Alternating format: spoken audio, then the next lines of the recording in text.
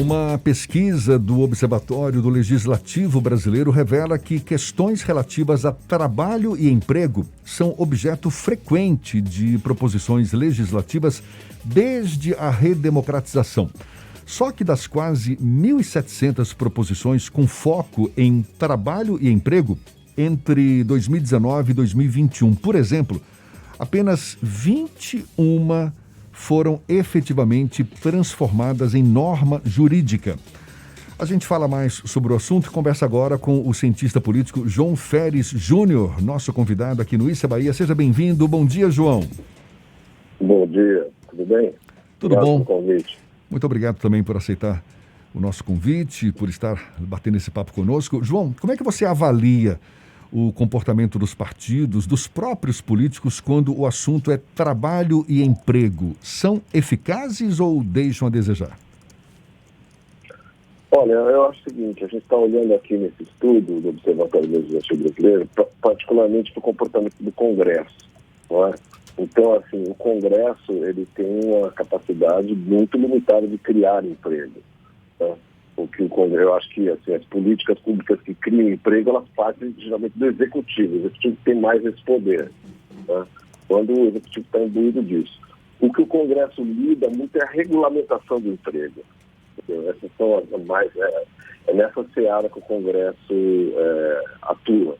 Ou seja, na regulação do salário mínimo, do reajuste do salário mínimo, nas leis trabalhistas. Então é aí que a atividade parlamentar se concentra. Agora, esse crescimento que a gente viu aí no biênio depois da eleição de 2018, eu acho que ele é bastante influenciado também pela coisa da pandemia, que houve vários projetos de lei tentando lidar com os aspectos, com as consequências da pandemia para o mundo do trabalho, né? Agora, você chamou a atenção para uma coisa que é, assim, a gente encontra também em outros temas do comportamento parlamentar, que é um grande número de propostas e um pequeno número de coisas que viram lei, de propostas que viram lei. Então, elas são muito, o número de propostas é muito grande, mas poucas viram lei. Isso é razoavelmente comum, né? Por quê? Porque os deputados têm bastante liberdade para propor projetos de lei, ou propostas legislativas, mas poucos deles têm a capacidade, o poder de articulação de fazer com que isso se transforme em lei. Pelo contrário, as pessoas talvez não saibam disso, mas assim, o executivo no Brasil, ele tem também o direito de propor leis. E o faz. E não só faz, mas o executivo propõe leis e as leis propostas pelo executivo geralmente têm uma probabilidade muito maior de serem aceitas. Nosso estudo mostra isso. Então, se por um lado os deputados propuseram muitas leis, né, teve muito projeto de lei que veio dos deputados, e o executivo propôs muito menos, né, as do executivo foram muito mais aceitas, aprovadas pelo próprio Congresso do que as propostas dos deputados, né? E acontece uma coisa também, assim, aquele deputado baixo clero, que tem, às vezes, entendeu, não tem muito poder dentro do partido, nem muito poder dentro da Câmara, ou o senador mesmo também, às vezes eles propõem a lei sabendo que não vai ser aprovada, que não vai nem a votação, entendeu? Não vai nem tramitar, só para constar para o eleitorado deles que eles defenderam aquela lei, entendeu? Que ele está fazendo alguma coisa, né? Exato, para mostrar o trabalho. Agora, João, agora no governo Bolsonaro, o cenário não é muito diferente, não é? O presidente, a gente vê, sinaliza desde o início do seu mandato a preferência dele por mudanças na área trabalhista, tanto que emplacou algumas mudanças, não é? Em relação, por exemplo, a contrato de trabalho, suspensão temporária dos contratos, redução de salários, principalmente agora por conta da pandemia, dos impactos negativos sobre as empresas no mercado em geral. Mas é pouco? Fica devendo algo mais? Tem esse sentimento? Como é que você avalia? Não, eu acho o seguinte, desde o governo Temer está havendo uma precarização dos direitos trabalhistas, na verdade. Aqui está fazendo, desmontando a legislação trabalhista. Né? É pouco, quem acha pouco são os empresários, como os empresários que são quem paga os trabalhadores. O Brasil é um país super desigual, tem um nível salarial bastante baixo em média. Então, quanto mais direito você tirar, vai ficar pior ainda a cobertura do trabalhador. Quem acha pouco são os empresários que querem ganhar mais. Assim, a maioria da população, como não é empresário, é trabalhador, né? Os que têm trabalho, mesmo assim, o número de trabalhadores muito maior que os empresários. Acho que eles não deveriam achar pouco, pelo contrário, eu acho, estar preocupados com essa situação, porque o emprego está cada vez mais precário. Uma pergunta que talvez seja até meio óbvia a resposta. Existe uma inclinação maior para os partidos de esquerda pautarem a temática relacionada a trabalho e emprego no Congresso Nacional do que os partidos mais à direita ou mais ao centro?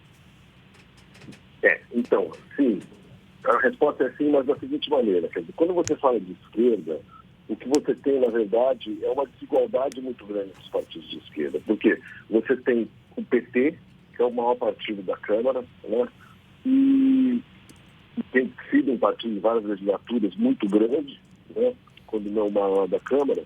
E aí você tem os outros partidos de esquerda que são muito nanicos, entendeu? Tem o tamanho médio, que são de centro-esquerda ali, PDT e PSD. Os partidos como PCdoB e PSOL, por exemplo, são muito pequenos. Então, assim, é difícil quando você compara em números absolutos o que um faz e o que o outro faz. Agora, o PT, o nosso estudo mostra que o PT é o partido que mais propõe legislação trabalhista. Isso na série histórica toda. Né? De 2019 a 2021, os deputados do PT propuseram 674. Então, de longe é o partido. Sim, então, aí não é só a esquerda, é o PT mesmo, entendeu? Agora, João, vale dizer que, apesar do, digamos, protagonismo da esquerda na apresentação de propostas, do ponto de vista da aprovação, o executivo permanece dominante, não? Certamente. Exatamente. Por quê? Isso tem a ver com a maneira como o Congresso se organiza, porque o executivo do Congresso sempre organiza uma base de apoio. Então, quando ele organiza uma base de apoio, exatamente para passar as suas propostas de lei. A coisa do chamado presidente de coalizão, né? A coalizão de apoio do governo, do executivo no Congresso, é exatamente para passar os projetos de lei do executivo. Então, assim, um presidente que não tem uma base de apoio tem dificuldades imensas de governar. João, Né? termine. Você estava falando, eu acabei interrompendo, perdão.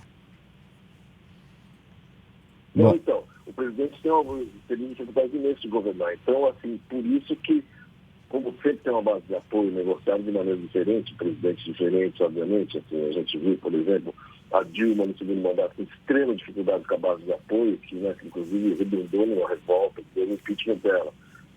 O Bolsonaro também com extrema dificuldade de gestão de sua base de apoio, aí, com o Centrão, sempre aumentando o custo do apoio e dando um apoio meio assim, instável ao presidente, mas sempre há. Então, enquanto que do outro lado, por exemplo, a oposição tem pouca capacidade de aprovar seus projetos, porque precisa da votação dos outros partidos e a maioria dos outros partidos estão com o governo já.